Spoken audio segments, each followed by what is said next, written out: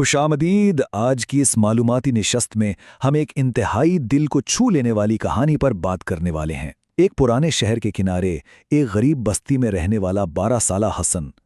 उसके वालिद का इंतकाल हो चुका था। माँ लोगों के घरों में काम करती थी और वो खुद स्कूल के बाद एक चाय के होटल पर काम करता था।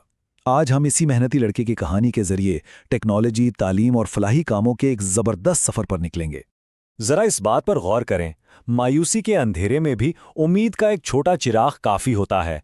यही वो जबरदस्त एहसास है जिसने इस मेहनतकश बच्चे की जिंदगी में एक बहुत बड़ा इनकलाब बर्पा कर दिया। गुर्बत और अंधेरे के बावजूद हसन के चेहरे पर हमेशा मुस्कुराहट रहती थी, और यही वो चीज है जो हमें सिखाती है कि हालात चाहे कितने ही तारीक क्यों ना हो, लगन का शोला कभी नहीं बुझना चाहिए। तो आइए अपने पहले हिस्से की तरफ बढ़ते हैं, अंधेरे में किरण। हसन को पढ़ने का बेहद शौक था, खास तौर पर साइंसी किताबें और कहानियां, मगर रात को बिजली न होने की वजह से पढ़ना नामुमकिन हो जाता था। एक दिन होटल पर एक बुजुर्ग ने उसकी ये लगन देखी और चंद दिन बाद उसे एक छोटा सा सोलर लैंप ला कर दिया। अब ये कोई मामूली तोहफा नहीं था, ये दरअसल एक इंतहाई सस्ती और पायदार ऑफ ग्रिड टेक्नोलॉजी है। एक ऐसा निज़ाम जो दिन की रोशनी में शमसी तवानाई को बैटरी में महफूज करता है और रात को तेज एलईडी रोशनी देता है। अब जरा इस तकनीकी तब्दीली की अहमियत को देखें। रिवायती तौर पर इस्तेमाल होने वाले मिट्टी के तेल के लैंप जहरीला धुआं छोड़ते हैं, जो सेहत के लिए शदीद खतरनाक और काफ़ी महंगे भी पड़ते हैं। लेकिन ये सोलर लैंप, ये बिल्कुल माहौल दोस्त, महफूज और इंतहाई पायदार हैं। और सबसे बढ़कर ये कि इससे गरीब खानदानों की सेहत भी महफूज रहती है और बच्चों के पढ़ने के औकात में भी ज़बरदस्त इजाफा हो जाता है। अगला हिस्सा है साबित कदमी और मुतालिया। रोशनी के इस नए और महफूज जरिए ने तो जैसे हुस्न के शौक को पर लगा दिए। अब वो रात भर आराम से पढ़ सकता था। और जब हम पढ़ाई की बात करते हैं तो हमें अपने इस शानदार अदबी विरसे को नहीं भूलना चाहिए जो बच्चों के जहनों की तामीर करता है। जैसे 1953 में हकीम सईद का शुरू किया गया हमदर्द नोनाहाल हो, या जिग्नू और हुस्न की गली जैसी क्लासिक किताबें, जिन्होंने हमारे माशरे में इखलाकियात और साइंसी तजस्सुस को परवान चढ़ाने में बहुत अहम किरदार अदा किया है। और यहाँ से हमें तालीमी कामयाबी के 3 बुनियादी सतून मिलते हैं: पुख्ता इरादा, मुस्तकिल मिजाजी और बार बार मश्क। ये बिल्कुल ऐसा ही है जैसे एक नर्म रस्सी अगर बार बार रगड़ खाए तो सख्त पत्थर पर भी गहरा निशान डाल देती है। हसन ने बिल्कुल यही किया। उसके पास महंगी किताबें नहीं थीं, मगर उसके अज़्म और मुसलसल मेहनत ने उसके लिए वो रास्ते खोल दिए जो बज़ाहिर नामुमकिन लगते थे। अब बढ़ते हैं तीसरे हिस्से की जानिब, कामयाब इंजीनियरिंग के लिए जदीद महारतें। इस अनथक मेहनत का नतीजा क्या निकला? हसन ने पूरे शहर के इम्तिहानात में पहली पोजीशन हासिल की। उसे एक बड़े तालीमी इदारे से शानदार स्कॉलरशिप मिली और अखबारों में उसकी तस्वीरें छपीं। लेकिन आज की तेज तरीन दुनिया में सिर्फ किताबी मेहनत काफ़ी नहीं होती। इस खालिस तालीमी कामयाबी को एक आला पेशावराना महारत में बदलने के लिए जदीद तरीन टेक्नोलॉजी और प्रोजेक्ट मैनेजमेंट सॉफ्टवेयर्स पर उबूर हासिल करना भी इतना ही लाजमी है। आइए जरा इन जदीद तरीन और सबसे ज्यादा मुआवजा देने वाली महारतों पर नजर डालते हैं। इनमें शामिल है बिम यानी बिल्डिंग इंफॉर्मेशन मॉडलिंग। इसके अलावा प्रोजेक्ट्स की एडवांस शेड्यूलिंग के लिए प्राइमवेरा P6, पेचीदा डेटा को संभालने के लिए पावर BI और मटीरियल मैनेजमेंट के लिए SAP जैसे जबरदस्त सॉफ्टवेयर्स। ये वो टूल्स हैं जो दरअसल एक आम तालिब इल्म को एक आलमी सतह का माहिर बनाते हैं।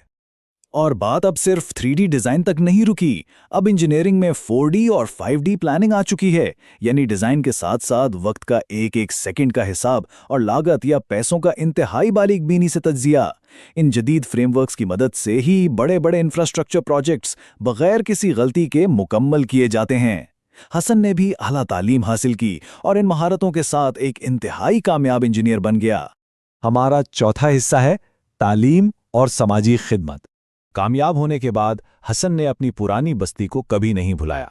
वो वापस आया, गरीब बच्चों के लिए एक शानदार स्कूल और लाइब्रेरी बनाई और हर बच्चे को मुफ्त सोलर लैंप देना शुरू किए ताकि कोई अंधेरे में ना रहे। ये इनफरादी नेकी दरअसल हमारे मुल्क के एक बहुत बड़े और हैरान कुन फिलाई निज़ाम की अक्कासी करती है।